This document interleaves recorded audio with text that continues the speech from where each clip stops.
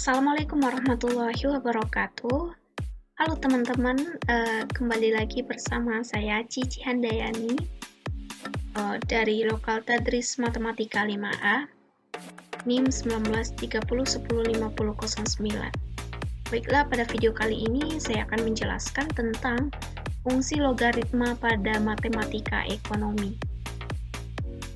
Baik, yang pertama kita masuk dulu ke dalam bentuk umum persamaan fungsi logaritma, yang mana persamaan umumnya adalah Y sama dengan A log X, atau Y sama dengan E log X, atau sama dengan ln X.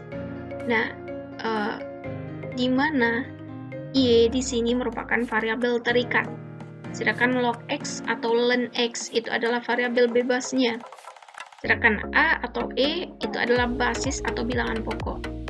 Nah, berdasarkan rumus di atas atau bentuk persamaan fungsi logaritma di atas, nah terdapat dua jenis logaritma, yaitu pertama logaritma biasa yang memiliki bilangan pokok A yang dilambangkan dengan log, sedangkan logaritma alam yang memiliki basis atau bilangan pokok E itu dilambangkan dengan ln. Oke, selanjutnya kita masuk ke dalam sifat-sifat fungsi logaritma. Yang pertama, logaritma dari bilangan 1 atau X sama dengan 1 itu nilai adalah 0 untuk bilangan pokok apapun. Nah, kemudian logaritma dari bilangan yang lebih besar dari 1 itu bernilai positif.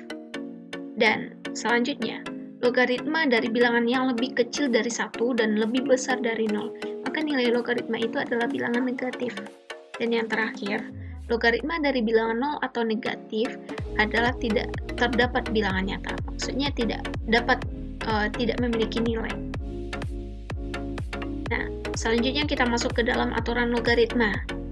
Untuk setiap bilangan real positif X dan Y, setiap bilangan real R dan bilangan real positif A, itu A besar dari 1 dan B-nya bukanlah nilai 1, nah maka berlakulah aturan-aturan logaritma di bawah ini. Yang pertama, yaitu A log X kali Y. Nah, ini sama artinya dengan A log X ditambah A log Y. Kedua, aturannya adalah A log X per Y. Nah, ini artinya berlaku aturan A log X kurang A log Y. Dan yang ketiga, A log X pangkat R. Nah, ini berlaku R kali A log X. Kemudian yang keempat, A log X sama dengan A log B dikali B log X. Yang kelima, A log B dikali B log A. Nah, ini artinya sama dengan 1.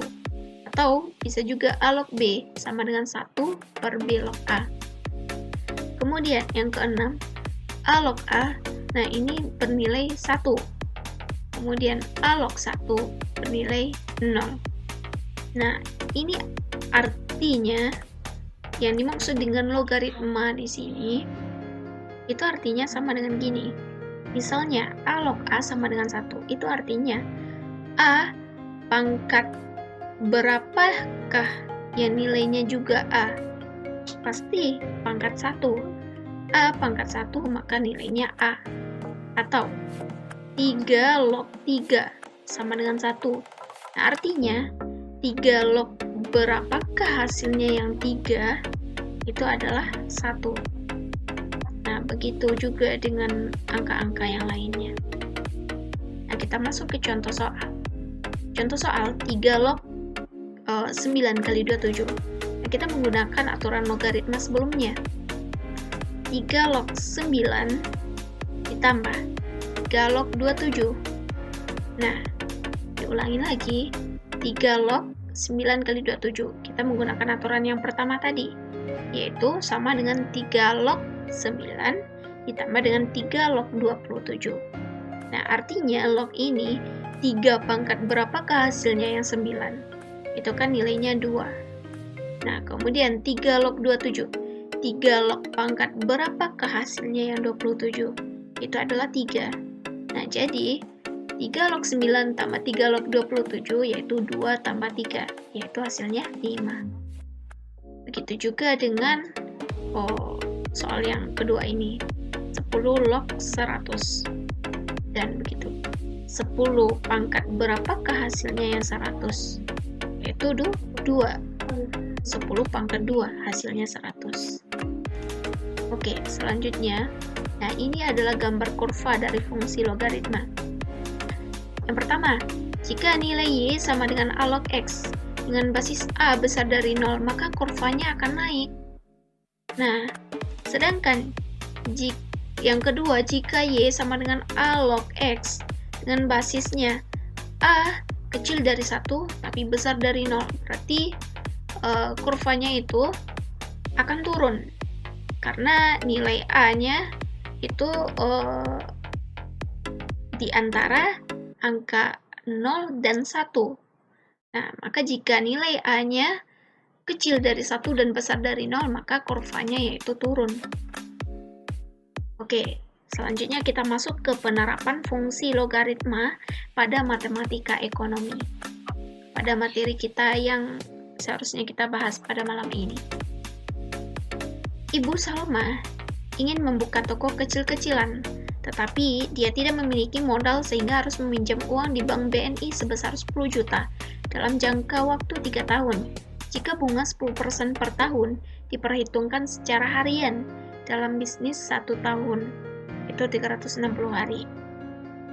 Oke, hitunglah jumlah yang harus dibayarkan oleh Ibu Salma pada saat hutangnya jatuh tempo. Nah, di sini kita menggunakan fungsi logaritma pada penerapan matematika ekonomi. Nah, penyelesaiannya yang pertama kita dengan rumus majemuk biasa, yaitu Fn sama dengan P dalam kurung 1 tambah 1 per M. Nah, dipangkatkan M kali N. Nah, kita menggunakan logaritma. Nah, kita masukkan nilai F. F3 itu maksudnya yaitu jangka waktunya 3 tahun. Kemudian 10 juta yaitu meminjam uang di bank BNI sebesar 10 juta. Nilai yang dipinjam. Kemudian kita masukkan nilai ini 1 tambah 1 per M-nya. Dapat 1,000277. Dipangkatkanlah menjadi 1080. Nah, kita cari nilai log-nya. Kita logkan log F3 sama dengan log 10 juta tambah 1080 log ini 1,00027. Nah, kemudian kita cari log F3 sama dengan, nah nilai log 10 juta itu adalah 7, kemudian nilai yang di sini yaitu 0,126. Kemudian log F3 atau nilai dalam jangka waktu 3 tahunnya yaitu 13.480.000. Nah, itulah jumlah yang harus dibayar oleh Ibu Salma pada saat membayar hutangnya. Dengan total 13.480.000. Nah, ini menggunakan rumus majemuk biasa. Nah, ini adalah dalam jangka waktu 3 tahun. Sedangkan dengan rumus majemuk sinambung atau bersinambung, nah itu kita menggunakan logaritma yang nilai pokoknya atau nilai basisnya dalam bentuk E tadi. Kita menggunakan ln X. Nah, seperti ini. Nah, maka yang kita dapatkan nanti yaitu nilainya adalah jumlah hutang yang harus dibayar Ibu Salma itu adalah sebesar 13.400.000. Oke, sekian dulu materi hari ini tentang penerapan fungsi logaritma pada matematika ekonomi. Saya Cici Handayani, mohon maaf jika ada salah kata. Terima kasih atas perhatiannya. Assalamualaikum warahmatullahi wabarakatuh. Sampai jumpa.